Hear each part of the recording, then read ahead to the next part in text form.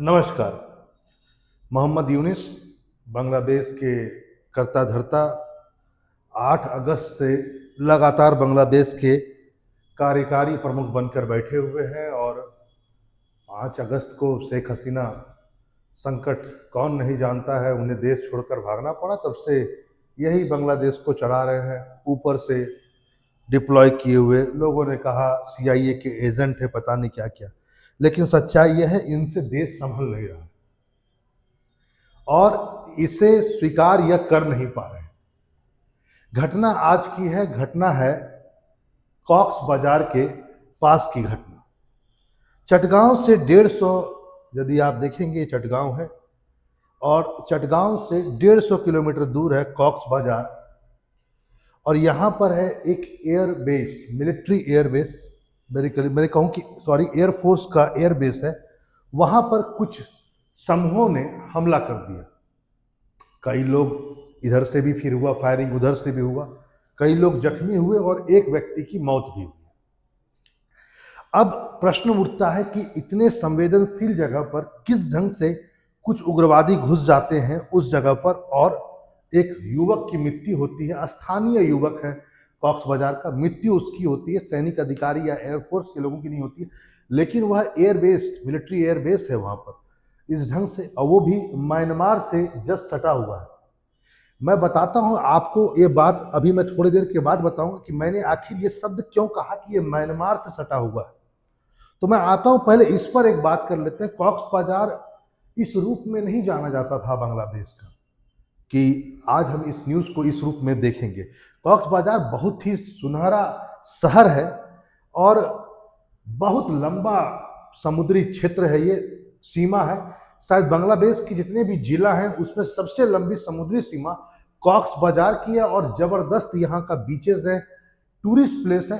वैसे तो बांग्लादेश में उतना टूरिस्ट प्लेस नहीं, लेकिन बहुत सुंदर है कॉक्स बाजार। लेकिन न्यूज़ तो आज की है जो सुर्खी बना हुआ है कि बांग्लादेश में एयरबेस पर भीड़ का हमला होता है और जवानों ने कई राउंड की फायरिंग की, एक की मौत हुई, कई घायल हुए, लेकिन अभी आर्मी ने सब कुछ कंट्रोल कर रखा है। आज ही की घटना है 24 तारीख की, यानी कि मंडे की।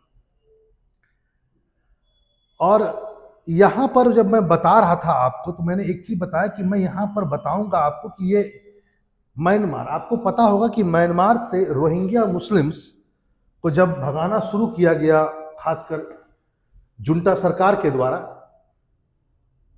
तो भारी संख्या में उनका पलायन शुरू हुआ, बांग्लादेश के थ्रू होते हुए भारत तक भी पहुंचे, और भारत की सुरक्षा के लिए भी आज बहुत खतरा बन गए हैं। क्योंकि जो रोहिंग्या मुसलमान हैं बेसिकली वो अपने स्टेट से, यानी कि म्यांमार के रहने वाले, ठीक है। 1824 के बाद प्रथम आंग्ल बांग्ला युद्ध, सॉरी आंग्ल बर्मीज बर्मा युद्ध, यानी यदि मैं कहूँ कि प्रथम एंग्लो बर्मा वॉर के बाद ईस्ट इंडिया कंपनी, यानी कि हमारे देश की कर्ता धर्ता ने वहाँ पर कुछ मुसलमानों को बसाना शुरू कर दिया ताकि वह बैलेंस कर सके वहाँ के बुद्धिस्टों को, क्योंकि संख्या में तो बुद्धिस्ट ज़्यादा थे और उस समय ये बर्मा कहलाता था, म्यांमार तो था नहीं।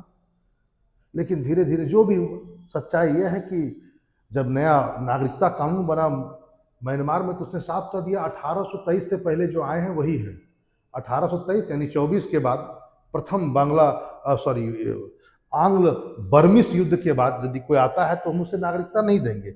इस आधार पर कई मुसलमानों को, जिसे रोहिंग्या कहा जाता है वहाँ पर, वो वहाँ से इधर आना शुरू हुआ, लगातार आ रहे हैं। अब चूंकि उनका देश नहीं तो उनको बहुत आसानी से आप क्या कर सकते हैं, मोबिलाइज कर सकते हैं। उनमें गुस्सा है तो उनके गुस्से को आप कट्टरवाद में बदल सकते हैं। वहाँ इस्लामिक कट्टरवाद इनमें आ चुका है। कई सारे ऐसे लोग हैं जो आतंकवाद की पकड़ चुके हैं पाकिस्तान के बहकावे में आकर के, खासकर लोगों का, भारत का भी ये कहना है। तो चूंकि म्यांमार से सटा हुआ एक ये रखाइन क्षेत्र है, आप गौर करेंगे तो ये एक रखाइन स्टेट है, और रखाइन स्टेट से सटा हुआ है कॉक्स बाजार। रखाइन स्टेट वही स्टेट है जहां पर सबसे ज्यादा रोहिंग्यास रहते थे। यहीं पर उनकी एक सेना भी है, एक सशस्त्र संगठन है रोहिंग्या का जो लड़ रहा है वहां की सरकार से, वहां की सैन्य सरकार से, जिसका नाम है अराकान आर्मी, और पूरा नाम है अराकान सॉल्यूशन आर्मी।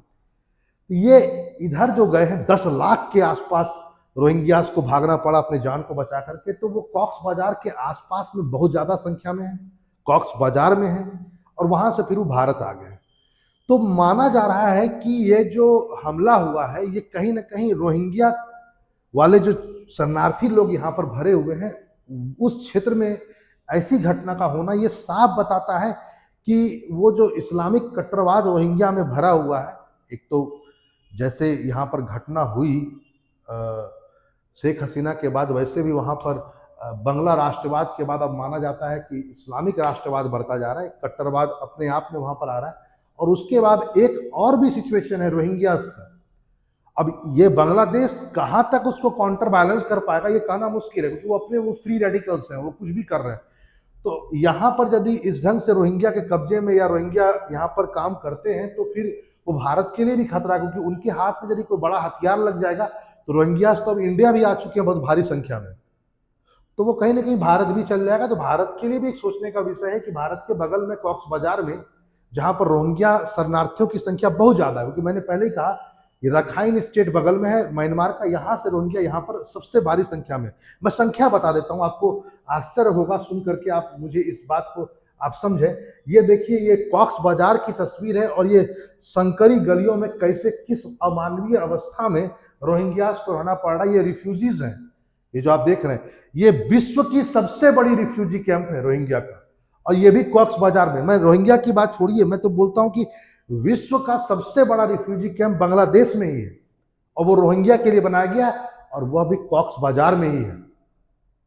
अब आप सोच सकते हैं वहां पर इस ढंग की घटनाएं कितनी दिक्कत दे सकता है। वहां पर एयरबेस में यदि हमला होता है तो ये कितनी बड़ी समस्या है। और ये पूरा वो तस्वीर है कॉक्स बाजार का, उस रिफ्यूजी कैंप का।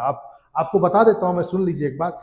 बांग्लादेश में एक कैंप है, शरणार्थी कैंप, जिसका नाम है कुटुपांग पालोंग, ठीक है, कुटुपालोंग एक शरणार्थी कैंप है। ये दुनिया का सबसे बड़ा शरणार्थी कैंप है। 8 लाख से अधिक रोहिंग्या यहाँ पर है जो म्यांमार से भागे हैं। जगह क्या है? कॉक्स बाजार।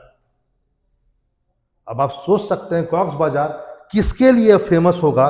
शरणार्थियों के लिए, उग्रवादियों के लिए, जो शायद पहले ना हो लेकिन बाद में हो गए। असल में रोहिंग्या के साथ प्रॉब्लम क्या हुआ ना कि वहां पर जो बुद्धिस्ट कम्युनिटी थी, लगभग 2012 की बात है, वहां पर एक म्यांमार में एक रेप हुआ जिसमें से कई मुस्लिम समुदाय के लोग उसमें शामिल थे, और वहां से समस्या ज्यादा विकट हो गई। एक तो फूट डालो राज करो की नीति के तहत में मुसलमानों को वहां बसाया गया ब्रिटेन के द्वारा आफ्टर 1824। तो जब बर्मा आज़ाद हुआ, यानी म्यांमार जब आज़ाद हुआ 1948 में, तो ये स्वाभाविक था कि उनके अंदर वो डीएनए में आ चुका था बुद्धिस्टों का उससे विरोध।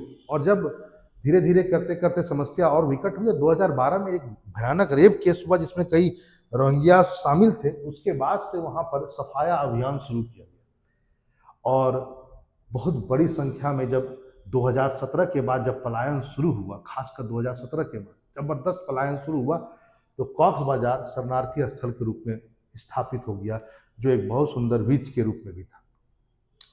वहाँ के डिप्टी कमिश्नर जो है कॉक्स बाजार के, उन्होंने बाकायदा कहा है कि लोग जो थे वो समिति पारा के लोग थे, उधर से आए थे और उन्होंने इस पर किया। ये वही एरिया है जहाँ पर रोहिंग्या मुसलमान रहते हैं, और उसमें से बहुत सारे लोग टेररिस्ट भी हो चुके हैं, ऐसा कहा जा रहा है।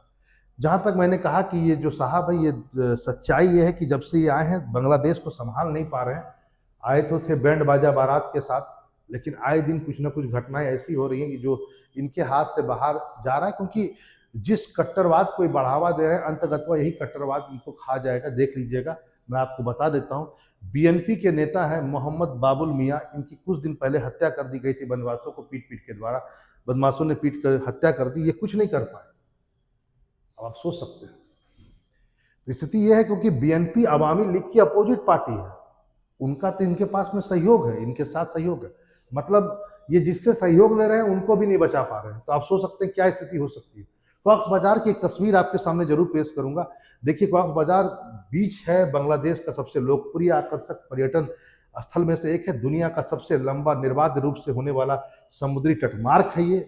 चटगांव शहर से 150 किलोमीटर की दूरी पर है, ठीक है। एक बात जानेंगे, कॉक्स बाजार को पनोमा के नाम से भी जाना जाता है, जिसका शाब्दिक अर्थ होता है पीला फूल, ठीक है, पनोमा पीला फूल।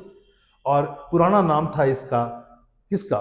कॉक्स बाजार का था पलांगी, पलांकी, ठीक है, पलांकी नाम है इसका पुराना नाम कॉक्स बाजार का एक समय भारत का हिस्सा, स्वतंत्रता संग्राम में न जाने हमने कॉक्स बाजार और चटगांव को कितनी बार पढ़ा होगा और आपने भी पढ़ा होगा।